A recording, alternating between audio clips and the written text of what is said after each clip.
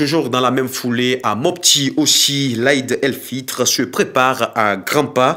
Clients et revendeurs ne sont pas souvent unanimes sur le prix des produits à cause de la vie chère. Bokar Guindo et Marma Ibrahim Touré.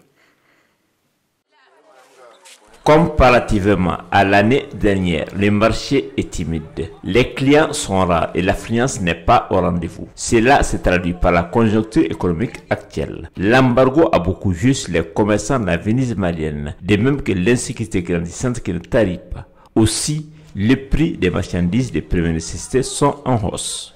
Il y a une très grande différence entre les marchés des années précédentes et celles d'aujourd'hui.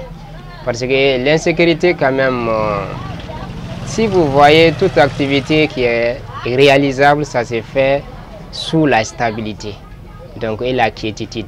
Donc en tant qu'il n'y a pas ça vraiment, on sent également que les mouvements, ça ne donne pas comme il faut vraiment. Il y a une très grande difficulté avec les clients parce que le prix des articles ont connu ce qu'on appelle une augmentation. Donc face à cette augmentation, les clients se plaignent.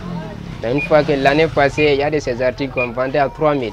Cette année, si tu viens ici, on dit à 4 000, 3 500, les clients crient. Mais Dieu merci, donc à côté de ça aussi, les clients aussi ont compris qu'il y a ce qu'on appelle un changement. Donc vu l'insécurité et puis l'embargo que les commerçants ont subi, donc finalement, ils sont là à comprendre également que bon, c'est indépendant de notre volonté. Les commerçants se plaignent du dédouanement et les clients se plaignent de la hausse des prix. Les tailleurs et autres entreprises et les vendeurs de poissons de glace se plaignent des coupures intempestives de l'électricité malgré l'annonce par les services DDM de l'arrivée de nouveaux groupes à Mopti. On ignore réellement là où il n'y a plus de problème.